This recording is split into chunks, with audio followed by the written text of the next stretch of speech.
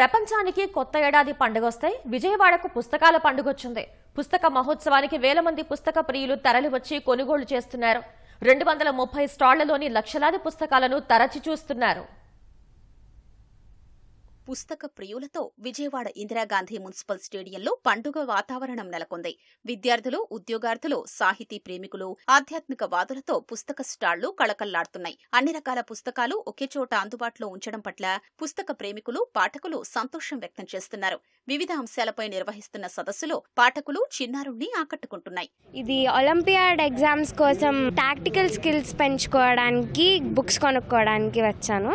దిశ publications లో olympiad books purchase చేశాను. కథల పుస్తకాలు ఉన్నాయి, ఎన్సీఆర్టీ నీట్ పబ్లికేషన్స్ ఆ బుక్స్ ఉన్నాయి, చాలా కవితలు అవి కూడా ఉన్నాయి. అన్ని బుక్స్ ఒకే చోట ఉండడం వల్ల మార్కెట్లో ఎట్లా ఏమి ఉంటున్నాయి, ప్లస్ మన ఇంట్రెస్ట్ అన్నీ ఒకే చోట ఉండడం వల్ల ఏ బుక్ ఏంటి అని కంపేర్ చేసి చూసుకుని తీసుకోవడం ఈజీ అవుతుంది. మా స్కూల్లో ఎగ్జామ్స్ దగ్గరకు వస్తున్నాయి. పెద్దోళ్ళకి మా ఎగ్జామ్స్కి బుక్ కావాల్సినవి. ఇక్కడ story books, games books, colourings books చాలా ఉన్నాయి. ఇది కొనుక్కున్నాను. చిన్నపిల్లల బుక్స్, పెద్దవాళ్ళవి అన్నీ బాగున్నాయండి. నేను చందమామ కథలు, అమ్మ డైరీలో కొన్ని పేజీలు, ఇలా సనాతన్ వాళ్ళ ప్రోడక్ట్స్ ఇలాంటివన్నీ కొన్నానండి. ఇక్కడ ఉన్న పుస్తకాలు ఇన్స్పిరేషనల్గా ఏమైనా నేర్చుకునేటట్టు మంచి మంచి బొమ్మలతో ఉన్నాయి. సుధామూర్తి బుక్స్ కొనుక్కున్నాను. ఎక్కడెక్కడో దొరకనివి కూడా ఈ విజయవాడ ఫెస్టివల్స్ లో కనిపిస్తున్నాయి.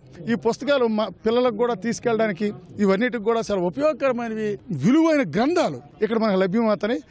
దీన్ని మనం అందరం కూడా ఉపయోగించుకోవాలని చెప్పేసి కోరుతున్నాం. రామోజీరావు పేరిట ఏర్పాటు చేసిన ప్రధాన వేదికపై రెండో రోజున దక్షిణ, పశ్చిమ కవి సమ్మేళనాన్ని నిర్వహించారు. రెవెన్యూ శాఖ ప్రత్యేక ప్రధాన కార్యదర్శి ఆర్పి సిసోదియాతో పాటు సాహిత్య అకాడమీ సభ్యులు, రచయిత విజయకుమార్ పాల్గొన్నారు.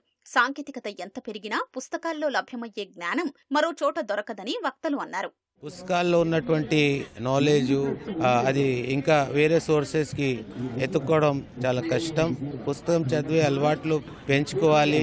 ఇట్లాంటి బుక్ ఫెస్టివల్స్ని ప్రాపర్గా వాడుకోవాలి. నేను కొన్ని 2 పోయిటరీ మీద పుస్తకాలు రాశాను.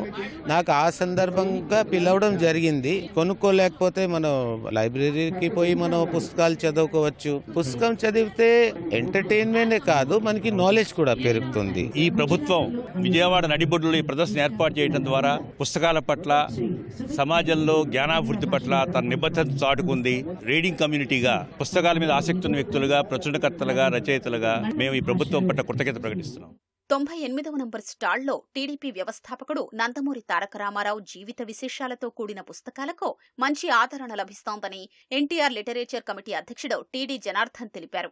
ఎన్టీ రామారావు గారు రాజకీయాల్లోకి వచ్చిన తర్వాత మొట్టమొదటి రాష్ట్రంలో 35,000 కిలోమీటర్ల పర్యటన చేస్తూ ఆయన చేసినటువంటి రాజకీయ ప్రసంగాలన్నీ చారిత్రక ప్రసంగాల రూపంలో పుస్తకం తీసుకొచ్చాం. ముఖ్యమంత్రి అయిన తర్వాత ఆయన అసెంబ్లీలో చేసిన ప్రసంగాలని, శాసనసభ ప్రసంగాలను తీసుకొచ్చాం. వారి పేరుతో శకపురుషుడని ఒక ప్రత్యేక సంచిక తీసుకొచ్చాం. అన్నగారి అంతరంగం ఆవిష్కరించే విధంగా తారక రామం అనేటటువంటి బుక్ ని ఎన్టీఆర్ సినీ వజ్రోత్సవ సంవత్సరంలో దాన్ని ఆవిష్కరించడం జరిగింది. 98వ నెంబర్ బుక్ స్టాల్ లో అందుబాటులో పెట్టాం. ఈ నెల 12 వరకు పుస్తక మహోత్సవం కొనసాగనుంది.